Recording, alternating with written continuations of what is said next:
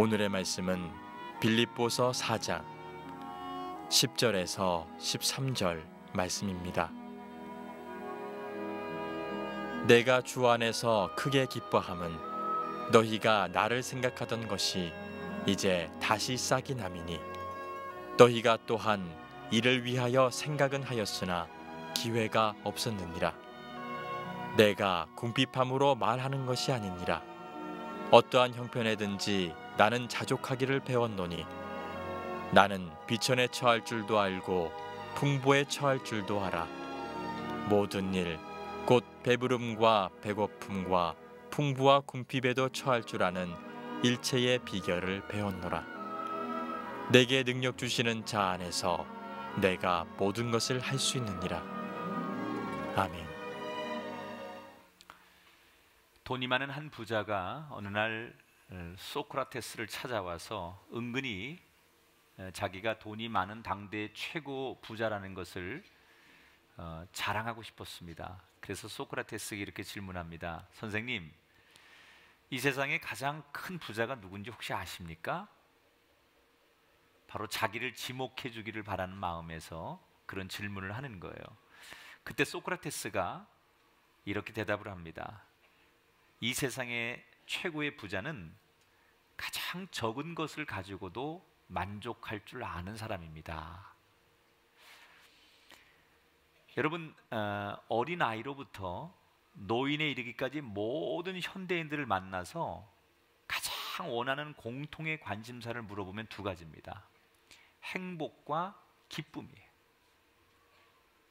이 소크라테스의 지금 대답은 과연 많이 가지니까 넌 정말 행복하냐? 행복이라는 것을 너는 엉뚱한 곳에서 찾고 있구나 라는 그런 지적의 대답을 하는 거예요. 여러분, 현대인들의 불행은 어디서부터 시작되느냐? 행복을 전혀 엉뚱한 곳에서 찾으려고 합니다. 보세요. 아무것도 아닌 걸 가지고 그걸 너무 가치 있는 것으로 여기며 평생을 소중히 여기는 사람. 거꾸로 너무나 소중한 건데 이 가치를 몰라서 하찮게 여기는 사람. 두 종류의 인생 다 행복과는 거리가 먼 사람이에요. 여러분, 주인공과 엑스트라가 바뀌는 거죠. 유명한 오 헨리라고 하는 소설가이자 극작가가 우리에게 남긴 명언 가운데 하나가 뭐예요? 인생은 연극이다. 인생은 미완성, 그건 가요고요. 인생은 연극이다 그랬어요. 여러분, 인생을 연극에 비유한다면 우리는 뭐예요? 그 연극의 주인공들이에요. 주인공은요, 무대에서 연기를 하면요, 소품들이나 조명이나 그 밖에 다른 모든 것들은 주인공을 빛나게 하기 위해 존재하는 거지 그 소품이 주인공이 아니에요. 내가 연기를 하면 조명이 나를 따라와야 되는 거예요. 그런데 우리는 우리가 조명을 따라가고 우리가 소품을 빛나게 하는 인생을 살려고 해요. 조명은 조명일 뿐이죠 주인공이 될 수가 없습니다. 여러분은 주인공입니다. 여러분이 돈이 없어서 불행하고 명예가 없어서 불행하고 세상에 힘이 없어서 불행하다는 얘기는 여러분이 인생의 주인공인데 여러분이 그 조건에 맞춰서 여러분들이 주인공임을 드러내려고 하기 때문에 불행해지는 거죠. 여러분의 인생의 길을 가고 여러분의 삶을 살면 나머지 모든 것들이 여러분을 위해 존재하는 거예요. 엉뚱한 곳에서 행복을 찾으려고 하면 안 돼요.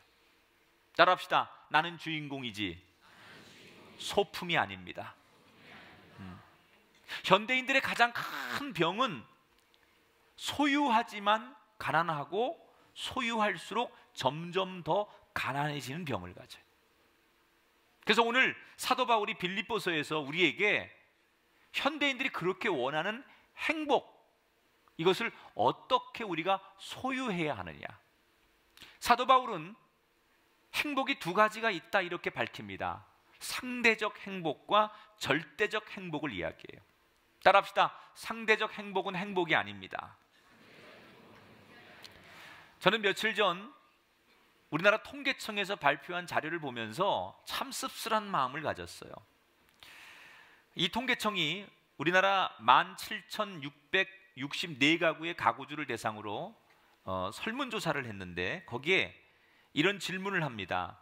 당신이 지금 현재 소득과 교육 그리고 뭐 직업, 재산 이런 걸 다 고려해서 우리나라에서 사회적, 경제적 지위를 어디라고 생각하느냐, 상, 중, 하 중에 당신은 어디에 속한다고 생각하느냐 그랬더니 무려 46.7%가 나는 중산층이 아니라 하층에 속한다라고 생각합니다라고 대답했다는 거예요.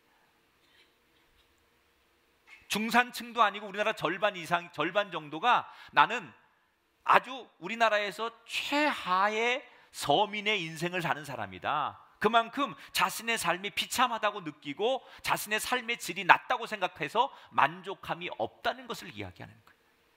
그런데 더 충격적인 것은 그 다음 질문 문항이에요. 자, 그러면 당신이 지금 그 하층민 아주 힘든 서민에 속해 있다고 한다면 당신이 노력하고 열심히 일해서 앞으로 나아질 수 있다고 생각하느냐? 이 질문의 60%가 아니라고 대답했어. 희망이 없다고 대답했어.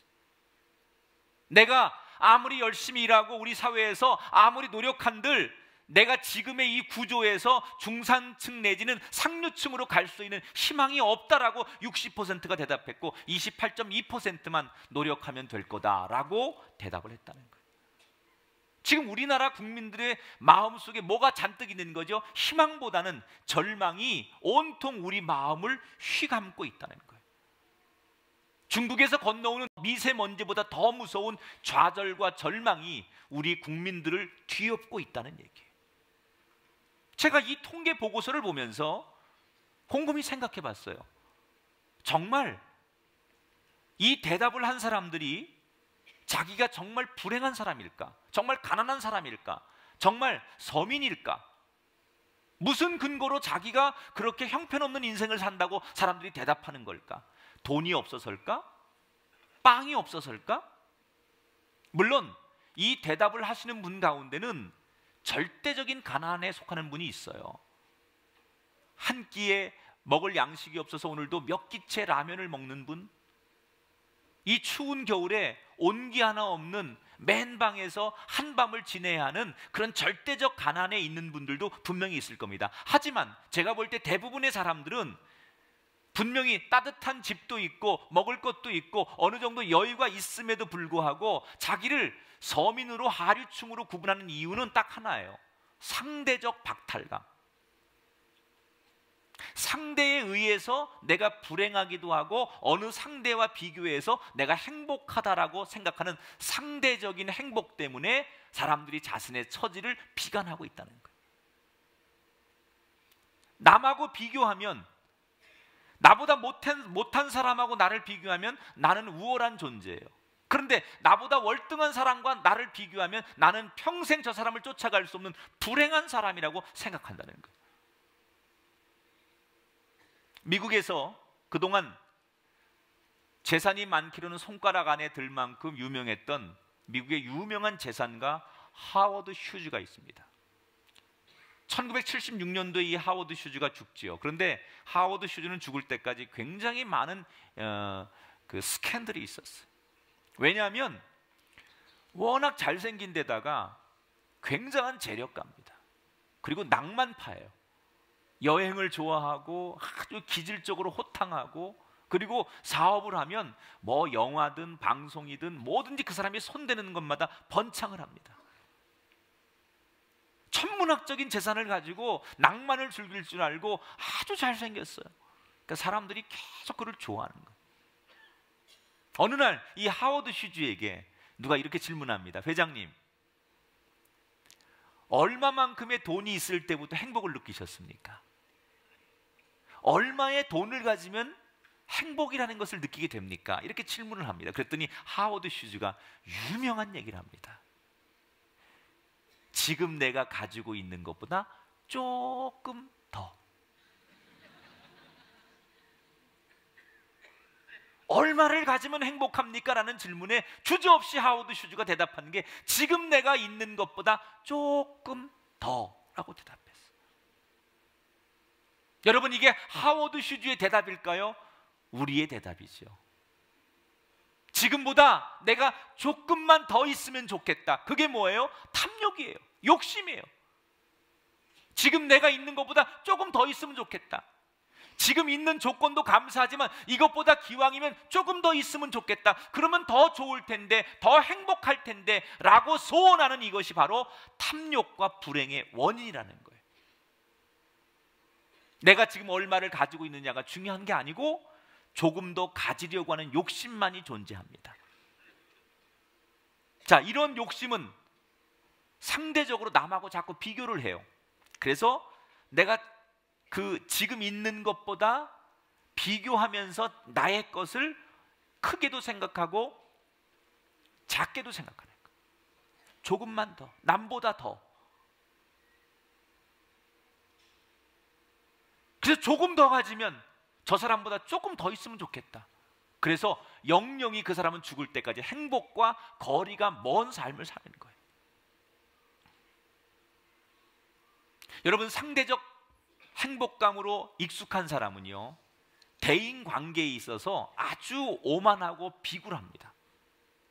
오만이라는 단어하고 비굴함이라는 단어가 상반되는 단어 같지만 이것은 동전의 양면 같은 거예요.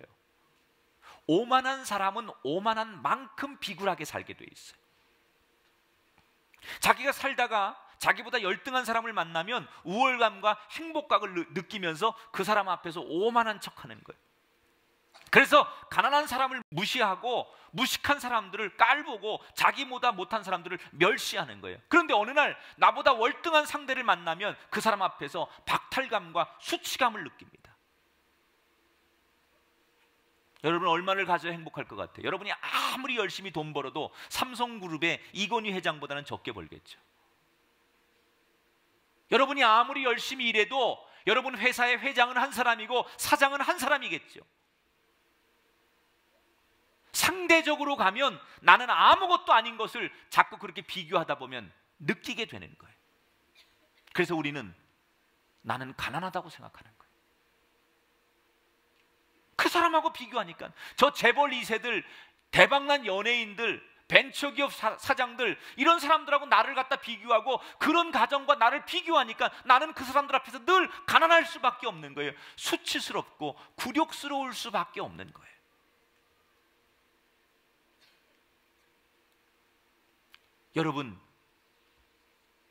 여러분은 행복한 분입니다. 오늘 하나님은 우리들에게 그런 세상에서 상대를 비교하며 느끼는 허탈함과 가난함, 비열함 속에 살지 말고 우리가 정말로 행복하고 기쁘게 살 수 있는 방법이 있다고 말씀하십니다. 따라합시다. 절대적 행복. 빌립보서 4장 4절에 하나님이 절대적 행복의 비결을 가르쳐 주십니다. 주 안에서 항상 기뻐하라. 내가 다시 말하노니 기뻐하라. 오늘 이 빌립보서를 기록한 사도 바울이 자기의 처지를 이렇게 고백합니다. 11절 12절에 보니까 어떠한 형편에든지 나는 자족하기를 배웠노니 나는 비천에 처할 줄도 알고 풍부에 처할 줄도 알아. 모든 일 곧 배부름과 배고픔과 풍부와 궁핍에도 처할 줄 아는 일체의 비결을 배웠노라. 따라합시다. 비결을 배웠노라. 여러분, 성경이 가장 많이 쓰는 단어 가운데 하나가 기쁨이라는 단어예요. 성경이 보면 이 기쁨이라는 단어가 많이 등장합니다. 그런데 하나님께서 말씀하는 이 기쁨이라는 단어는 상대적인 게 아니에요. 상황과 조건과 관계없이 그것을 완전히 초월하는 그런 기쁨, 초월하는 행복을 성경은 말한다는 거예요. 최근에 온라인 커뮤니티에 나라별로 중산층의 기준이라는 글이 올라와 있는데, 한국 사람들은 중산층 하면 어떤 게 조건으로 가지고 있어야 중산층이라고 느끼느냐? 한국 사람들이 중산층이라고 느끼려면 첫째는 자기한테 부채가 없어야 된대요. 그리고 30평 이상 정도의 아파트는 살아야 되고 월급이 적어도 500만 원 이상은 돼야 되고, 그리고 자동차는 2000cc 이상의 중형차를 타야 되고 통장에는 한 1억 원 정도의 잔고가 있어야 되고, 그리고 해외여행을 1년에 한 번 이상 다닐 수 있는 정도 여유가 돼야만 중산층에 들어갈 수 있다. 이게 한국 사람들이 중산층이 될 수 있는 기준의 조건으로 스스로 대답한 거예요. 그런데 똑같은 질문을 영국 사람들에게 했어요. 그래서 옥스퍼드 대학에서 영국 중산층의 기준을 소개했어요. 영국 사람들이 느끼는 중산층의 기준은 뭐냐? 첫째, 페어플레이를 할 줄 아는 사람.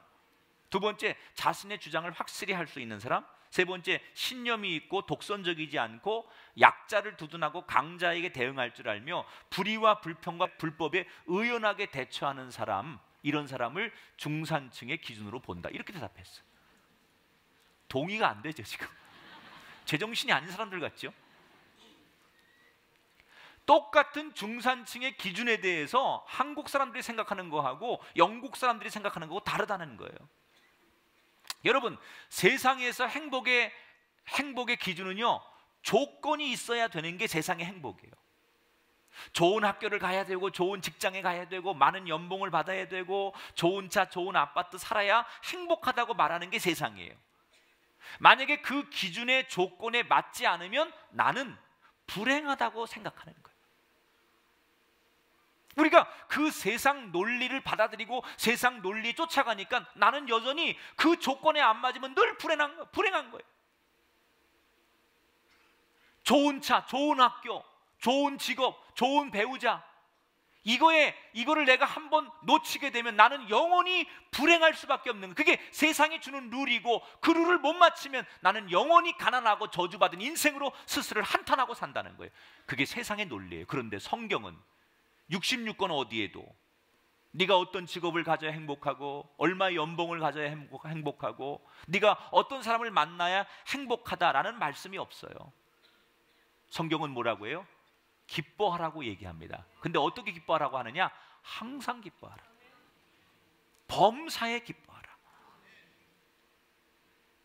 어떤 조건이나 어떤 환경이 너한테 제시될지라도 그런 거와 상관하지 말고 항상 기뻐하고 범사에 기뻐하라. 이게 성경이 말하는 행복의 기준이에요. 오늘 사도 바울이 나는 자족하고 행복하다라고 선언했어요. 내 신분이 높든지 낮든지, 내가 가난하든지 부하든지, 아니면 내가 얼마짜리 옷을 입었든지, 무슨 직업을 가졌든지, 학벌이 뭐가 되든지 나는 만족하다는 거예요. 이걸 절대 행복, 절대 만족이라고요. 여러분, 사도 바울은 원래 굉장히 인간적인 조건이 좋은 사람입니다. 유대인 가문에서 태어났어요. 소위 조상 잘 만나서요, 태어나 보니까 자기는 환경이 너무 좋아요. 그래서 엘리트 교육을 받습니다. 태어나 보니까 자기는 로마 사람이에요. 그래서 자연스럽게 최강대국 로마 시민권을 가지고 있었어요. 개인적으로나 가문적으로 어디 내놔도 전혀 부끄러움이 없는 사람이 사도 바울이었어요. 그런데 그가 어느 날 예수님을 만난 다음에 스스로 가난해졌어요. 자기가 그렇게 알고 있는 모든 지적인 지식을 다 배설물처럼 여기며 내려놓았어요. 그리고 남들이 시키지 않았는데 자기가 자원해서 돈을 벌어가면서 선교를 시작했어요. 누가 가라고 명령하지 않았는데 자기가 좋아서 그 먼지 나고 멀리 땀나는 길을 걸어가면서 선교를 합니다. 여러분, 사도 바울이 선교하는 여정을 보면 몽둥이로 사람들한테 맞아가지고 피를 흘리고 기절하고 죽을 고비를 8번 넘겨요. 사람을 세워놓고 사람들이, 군중들이 막 그 한 사람에게 돌을 던져가지고 돌을 맞아가지고 피를 흘리고 죽을 것 같은 고비를 한 번 넘겨요. 복음 전하고 선교하러 가다가 배가 파손돼가지고 죽을 고비를 3번 넘겨요. 말 그대로 그의 인생은 행복할 조건이 세상적으로 보면 아무것도 없어요. 목숨의 위협과 가난과 멸시에도 불구하고 사도 바울은 한 번도 나는 불행한 사람이다, 나는 가난한 사람이고, 나는 저주받은 사람이고, 나는 버림받은 사람이다, 그렇게 한 번도 말한 적이 없어요. 스스로 자기 스스로 만족하는 거예요.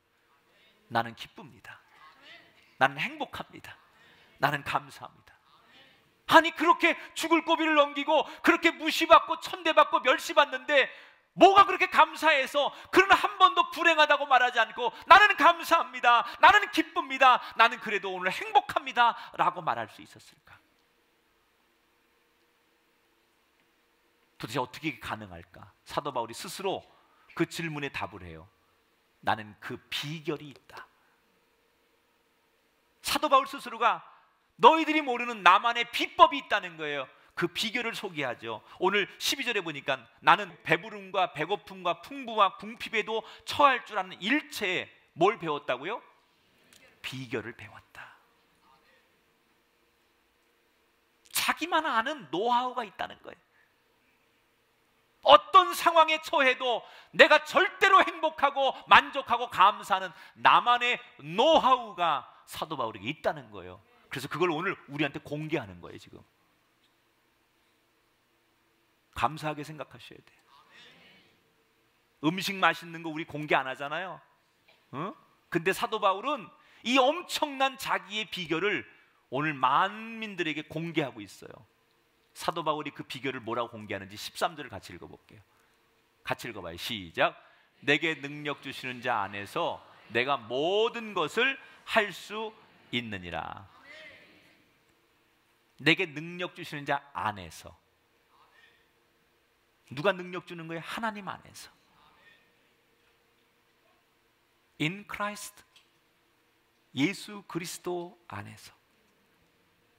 사도 바울은 자기가 쓴 편지에 보면 내가 예수님 안에 속해 있다라는 말을 굉장히 많이 합니다. 고린도 전후서, 로마서에 보면 나는 예수님 안에 있습니다라는 말을 굉장히 많이 해요. 그러니까 자기의 행복의 원천, 그 근원이 주님이라는 거예요. 예수님 안에 있기 때문에 내가 행복하다는 거예요. 돈도 아니고 명예도 아니고 학벌도 인기도 아니고 예수님 안에 있을 때 내가 이렇게 전천후로 절대적으로 행복할 수 있었다는 거예요. 예수님께서 여러분 요한복음 15장에 보면 포도나무의 비유를 말씀하십니다. 가지가 포도나무에 붙어 있어 열매를 맺습니다. 만약에 나무에 붙어 있지 않은 가지는 조금만 떨어지면 금방 시들고 말라서 죽어버립니다. 우리 인생은 창조주 하나님에 의해서 만들어졌습니다. 그래서 그 하나님을 떠나면 마치 가지가 나무에서 떠나면 메말라서 말라 죽는 것처럼 우리가 하나님을 떠나면 아무리 잘 될 것 같고 아무리 당장은 행복할 것 같고 아무리 자유한 것 같지만 모든 생명체가 모든 인간이 하나님 창조주를 떠나면 우리의 삶은 절대로 행복할 수 없다. 이게 요한복음 15장을 통해서 예수님이 우리에게 가르쳐 주신 포도나무의 비유예요. 언젠가 중국에서 이런 사건을 하나 보도한 적이 있었는데 아주 재미있는 사건이에요. 여러 명의 남녀들이 도로 한복판에서 차 한 대를 밀고 가는 광경이 소개됩니다. 근데 이 사람들이 무려 45분간 5km를 저 사진처럼 차를 밀고 갑니다. 이 사건의 전말은 이런 겁니다. 한 회사에서, 큰 회사에서 모든 직원들이 회식을 합니다. 사장과 모든 그 직원들이 함께 회식을 해요. 그런데 그날 술을 많이 마십니다. 그래서 사장이 술을 마시고 직원들이 다 술을 마셔가지고 술이 취했기 때문에 운전할 사람이 없었어요.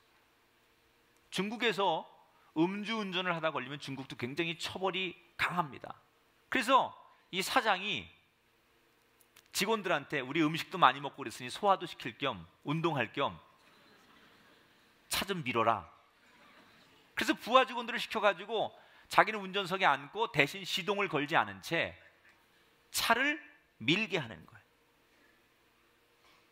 자, 이 사건이 알려지자 이 사장은 중국 사람들에게 엄청난 비난을 받아서 그의 이름이 하나 생겼어요. 개자로 시작해. 여러분, 만약에 돈이 아니었다면 과연 그 남녀 부하 직원들이 그런 수모를 감당했을까요? 돈이 연결이 안 됐다면 그런 일을 했겠습니까? 우리의 삶이 돈에 있으면 돈의 노예가 되는 거예요. 자신의 삶이 명예 안에 있으면 명예의 노예가 되는 거고, 인간에게 소망을 두면 인간의 노예가 되는 거예요. 내가 어디에 속해 있느냐에 따라서 그 삶이 달라지는 거예요. 사도 바울은 그걸 얘기하는 거예요. 옛날엔 내가 인기와 권력과 돈에 속하려고 했는데, 내가 예수 안에 속한 뒤부터, 예수 안에 속한 인생이 되는 그 순간부터 내 인생이 달라졌다는 거예요. 여러분, 모세가 사람을 죽이고 광야로 도망가서 양치기를 하며 삽니다. 늘 그가 양치기 하며 만났던 산이 호렙산입니다. 그런데 어느 날 호렙산에서 가시떨기 나무에서 불이 붙고 하나님의 임재를 경험하게 돼요. 그리고 그 순간 모세가 더 이상 양치는 목동이 아니라 나는 하나님께 속한 인생입니다 라고 자기가 그렇게 받아들였을 때 그의 인생이 달라지기 시작해요. 출애굽기 3장 5절에 보니까 내가 선 곳은 거룩한 땅이니 내 발에서 신을 벗어라 그래요. 하나님을 만나기 전에 그 호렙산은 모세에게 그냥 산이었을 뿐입니다.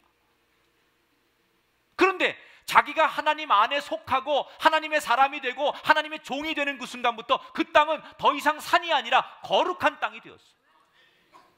하나님과 상관없을 때는 그 땅을 그냥 등산하며 다니는 산이었지만, 이제 하나님을 만났고 하나님 안에 거하면서 이제 그가 만나는 모든 시간은 거룩한 시간이 되었어요. 한낱 양치기에 불과했던 모세가 하나님 안에 거하니까 위대한 민족의 지도자가 되었어요. 세상 속에 속할 때는 살인자였고 망명생활을 하며 숨어 살던 모세가 하나님 안에 거하는 자가 되니까 당당하게 바로왕 앞에서 자기의 신념을, 하나님 말씀을 전하는 위대한 인물로 변했어요. 사람이 바뀐 게 아니에요. 내가 어디에 속해 있는가를 바꾸는 거예요. 사랑하는 여러분, 여러분 삶의 근거를 옮기시기 바랍니다. 세상이 아니라 하나님 안으로 옮기십시오. 주 안에서, 돈 안에서, 직장 안에서, 사람 안에서 아닙니다. 예수 그리스도 안에서. 여러분의 생각, 가치관, 시간 사용, 물질 사용, 이 모든 그런 여러분의 주변에 일어나고 있는 모든 생활의 반경을 예수 안으로 바꾸신다면 여러분에게 사도 바울이 누리는 그 전천후의 행복이 누려지게 될 줄 믿습니다. 따라합시다. 나는 주인공이지 소품이 아닙니다. 말씀을 마칩니다. 연연해 하지 마세요. 돈에 연연해 하지 마세요. 여러분 주인공이에요. 이 무대를 즐기세요. 오늘도 여러분이 주인공이니까 여러분 인생을 노래하고 여러분 인생을 걸어가십시오. 그러면 조명이 날 따라옵니다. 이 소품이 나를 위해 존재하는 겁니다. 내가 얘 눈치 보고 얘한테 맞출 필요 없어요. 저 조명 눈치 볼 필요 없어요. 나는 내 길을 가는 거예요. 그러면 돈이 따라오고 명예가 따라오고 권력이 따라옵니다. 권력 앞에 고개 숙이지 말고 돈 앞에 고개 숙이지 말고 여러분의 길을 가십시오. 그러면 하나님께서 하나님 안에 속한 여러분에게 이 모든 소품들이 여러분을 위해 존재하도록 만들 뿐입니다. 따라합시다. 나는 주인공입니다. 크게 아멘 하십시다. 소품의 인생이 되지 마십시오. 주인공답게 여러분의 인생을 즐기십시오. 옛날엔 못 그랬어요. 그러나 이제 여러분이 하나님의 자녀가 되셨고 예수 믿는 사람 되었으니까 여러분의 인생을 즐기십시오. 즐기는 여러분의 인생에 돈과 상관없이, 세상의 인기와 상관없이 행복할 수 있는 하나님의 은혜가 여러분에게 차고 넘칠 줄 믿습니다.